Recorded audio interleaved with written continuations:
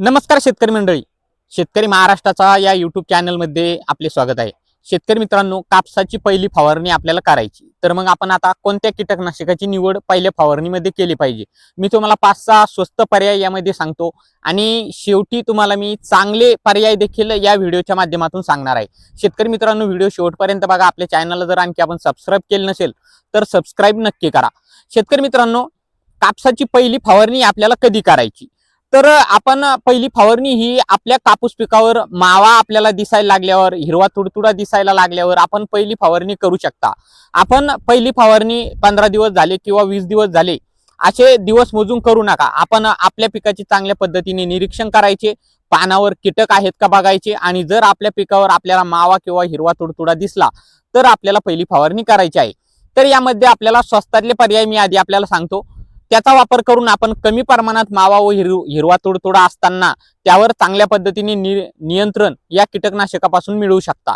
आता शेतकरी मित्रांनो, यामध्ये सगळ्यात आधी आणि स्वस्त आणि सगळ्यात जुनं कीटकनाशक म्हणजे रोगर, ज्यामध्ये आपल्याला डायमेथोएट घटक बघायला मिळतो 30% EC फॉर्म्युलेशन मध्ये. शेतकरी मित्रांनो, याचा वापर करताना आपल्याला 25 ते 30 ml प्रति 15 लिटर पंपासाठी करायचा आहे. यामुळे आपल्या पिकावरील मावा, हिरवा तुडतुडा आणि काही प्रमाणात जर बनकबुनका असेल तर ते नियंत्रित आपल्याला झालेलं बघायला मिळतं. शेतकरी मित्रांनो, याचा वापर करताना आपण याच्या सोबत जे निमार्क आहे 10,000 ppm चं, याचा वापर देखील करू शकता, जेणेकरून या रोगरचा जो पॉवर आहे तो आपल्याला वाढलेला बघायला मिळेल आणि आपली कीटकनाशकाची फवारणी आपल्याला दुप्पट रिझल्ट देणारी ठरणार आहे.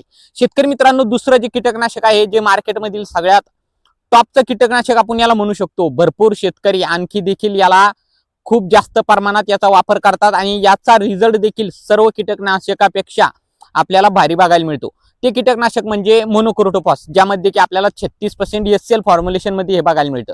शेतकरी मित्रांनो, मार्केटमध्ये फोस्किल नावाने, मोनोसिल नावाने भरपूर कंपन्या याच्या आहेत. त्याचा वापर करून आपण आपल्या पिकावरील कसलाही मावा असू द्या 100% नियंत्रित होतोच. तर आपण मोनोक्रोटोफॉस 36% SCL हे जे फॉर्म्युलेशन असणार कीटकनाशक आहे मोनोसिल, आपण याचा वापर 25 ते 30 ml पहिल्या फवारणीमध्ये आपल्या कापूस पिकामध्ये करू शकता. याच्या सोबत देखील आपण जर निमार्क घेतलं तर आपल्याला याचा रिझल्ट दुप्पट बघायला मिळणार आहे. आता निमार्क आपल्याला घ्यायचं किती? आपल्याला प्रति पंपासाठी 15 ते 20 ml निमार्क या फवारणीमध्ये घ्यायचं आहे. शेतकरी मित्रांनो, आपण सिंगल मोनोशिल किंवा सिंगल रोगर जरी फवारलं तरी पहिल्या फवारणीमध्ये काहीही हरकत नाही. शेतकरी मित्रांनो, तिसरं जे कीटकनाशक आहे ते म्हणजे ऍक्ट्रा. आता ऍक्ट्रामध्ये आपल्याला थायमेथेक्झॉम 25% WG फॉर्म मध्ये बघायला मिळतं. शेतकरी मित्रांनो, याचा वापर करताना आपल्याला 10 ते 12 ग्रॅम प्रति पंपासाठी 15 लिटरच्या करायचा आहे. याच्या सोबत देखील आपण निमार्क 15 ते 20 ml घेऊ शकता. शेतकरी मित्रांनो, फक्त थायमेथेक्झॉम 25% WG फॉर्म्युलेशनचं ऍक्ट्रा जे आहे याचा वापर आपण फक्त सिंगल जरी केला तरी देखील आपल्याला मावा व हिरवा तुडतुडा कमी प्रमाणात असेल तर नियंत्रण मिळून जाणार आहे. शेतकरी मित्रांनो, चौथं कीटकनाशक आहे ते म्हणजे थायमेथेक्झॉम 30% FS फॉर्म्युलेशन मध्ये आपल्याला बघायला मिळतं. तर याचा वापर आपल्याला 25 ते 30 ml प्रति 15 लिटरच्या पंपासाठी करायचा आहे. यामध्ये देखील तुम्ही निमार्क वापरू शकता. शेतकरी मित्रांनो, मी प्रत्येक याला कॉम्बिनेशन निमार्क का सांगतोय, तर आपल्याला जर चांगल्या पद्धतीने नियंत्रण मावा व इतर कीटकांवर मिळवायचं असेल तर निमार्क हे असं जैविक कीटकनाशक आहे ज्याचा वापर केल्यानंतर चांगल्या पद्धतीचा रिझल्ट आपल्याला बघायला मिळू शकतो. शेतकरी मित्रांनो, आपण पुढील जे कीटकनाशक बघणार आहोत ते कीटकनाशक आपण वापर केल्यानंतर आपल्याला जास्त प्रमाणात मावा, हिरवा तुडतुडा जर असेल तर नियंत्रण मिळणार आहे. शेतकरी मित्रांनो, आपण 5वं कीटकनाशक यामध्ये बघतोय ते म्हणजे फ्लुनोकोमाइड 50% घटक असणारं ओलाला, किंवा आपल्याला मार्केटमध्ये सॉल कंपनीचा आपल्याला पनामा देखील यामध्ये बघायला मिळतं. शेतकरी मित्रांनो, उलाला किंवा पनामा आपण घेणार असाल तर आपल्याला प्रति पंपासाठी 7 ते 8 ग्रॅम याचा वापर करायचा आहे. शेतकरी मित्रांनो, फवारणी करताना आपण जे प्रमाण सांगतोय ते 15 लिटरच्या बॅटरी पंपासाठी सांगतोय. शेतकरी मंडळी, याच्या सोबत देखील आपण निमार्क 10,000 ppm चं 15 ते 20 ml या प्रमाणे घेऊ शकता आणि फवारणीचा रिझल्ट आपला दुप्पट करू शकता.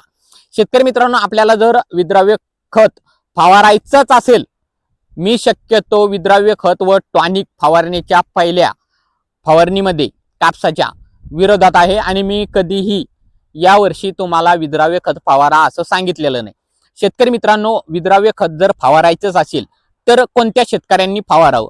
जर आपल्या भागात पावसाचा खंड पडला असेल, आपलं कापूस पीक पाण्याच्या ताण त्याला बसत असेल तर आपण यामध्ये 13-0-45 हे जे विद्रव्य खत आहे या विद्रव्य खताची फवारणी करू शकता। आता 13-0-45 का, तर यामध्ये नत्राचं थोडंफार प्रमाण आहे 13% आणि 45% पोटॅशचं प्रमाण आहे। पाण्याविना जर पीक सुकत असेल आणि त्याला ताण पडत असेल तर पोटॅशची मात्रा जर आपण दिली तर ते पीक पाण्याचा ताण सहन करण्यासाठी 4-6 दिवस त्याला ऊर्जा मिळते आणि ते पीक पाण्याचा ताण 4-6 दिवसापर्यंत सहन करू शकतं। त्यामुळे मी या फवारणीमध्ये तुम्हाला 13-0-45 हे जर विद्रव्य खत वापरायचं असेल तर तुम्ही वापरू शकता, असं मी तुम्हाला यामध्ये सांगतोय। आपल्याला 80 ते 100 ग्रॅम यामध्ये 13-0-45 हे विद्रव्य खत वापरायचं आहे। विद्रव्य खत तिथेच वापरायचं जिथे पाण्याचा ताण पडत असेल आणि पिकं पाण्या वाचून सुकत असेल आणि आपल्याकडे पाणी देण्याची सुविधा नसेल तर आपण यामध्ये 13-0-45 या विद्रव्य खताचा वापर करायचा आहे। शेतकरी मित्रांनो, व्हिडिओ जास्तीत जास्त शेतकऱ्यांपर्यंत शेअर करा। आपल्या चॅनलला जर आणखी आपण फॉलो केलेलं नसेल, सबस्क्राईब केलेलं नसेल तर सबस्क्राईब नक्की करा। परत भेटूया एका माहितीपूर्ण व्हिडिओ सोबत। धन्यवाद।